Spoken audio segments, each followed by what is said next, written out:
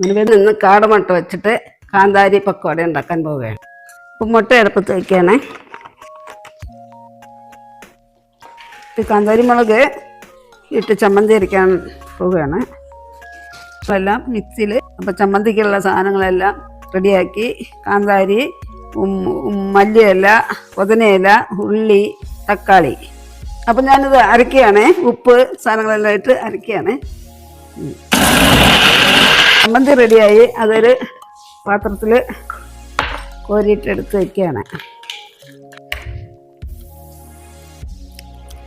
ചമ്മന്തി നല്ല രുചിയാണ്.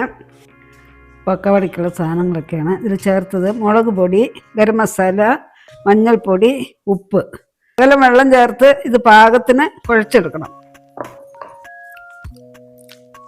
ഉപ്പ് എരിവൊക്കെ പാകമാണ്. ഞാനിപ്പോൾ ഉണ്ടാക്കാൻ പോകുന്നത് കാടമുട്ട പക്കാവടയാണ്. അതിലേക്ക് ഇച്ചിരി ചമ്മന്തി ഇട്ട്, മുളക് ചമ്മന്തി ഇട്ടിട്ട് മിക്സ് ആക്കാണ്. ഞാൻ ഈ മാവിൽ മുക്കിയ മുട്ട എണ്ണയിലിട്ട് പക്കാവട ഉണ്ടാക്കാൻ തന്നതാണ്. നേരത്തേക്ക് ചായക്ക് നല്ലൊരു കടി ഉണ്ടാക്കാനാണ് മുട്ട പക്കാവട ഉണ്ടാക്കുന്നത്. ഉണ്ടാക്കിയിട്ട് ടേസ്റ്റാക്കി നോക്കണം.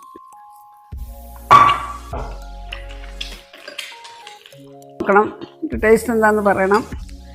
ഇനി ഞാനിതിൽ കുറച്ച് ചമ്മന്തി കൂടി ഇട്ട് ഇളക്കാൻ പോവുകയാണ്.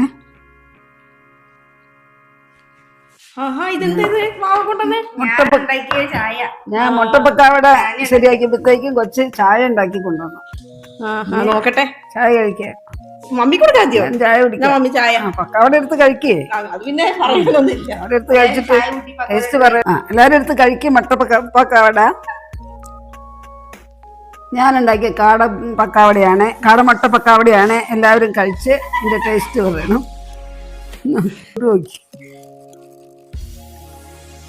ഞാനുണ്ടാക്കിയ കാടമുട്ട പക്കാവട എല്ലാവരും കഴിച്ചിട്ട് നന്നായിട്ടുണ്ടോന്ന് രുചിച്ച് നോക്കിയിട്ട് പറയണം. എന്തായാലും ഉണ്ടാക്കട്ടെ, നോക്കട്ടെ. കഴിക്കേ. അടിപൊളി, നന്നായിട്ടുണ്ടല്ലേ? അപ്പൊ ഇനി ഉണ്ടാക്കി തരാം. അങ്ങനെ ഇടയ്ക്കിടയ്ക്ക് ഇങ്ങനെ ഒന്നൊന്നും ഉണ്ടാക്കി, ഇടയ്ക്കിടയ്ക്ക് ഇങ്ങനെ ഉണ്ടാക്കി തരാം. വീണ്ടും മമ്മി അടുത്ത എപ്പിസോഡിൽ വരുന്നവരെ ബൈ. ഞാനൊന്നും കഴിച്ചു നോക്കട്ടെ എങ്ങനെയുണ്ടെന്ന്.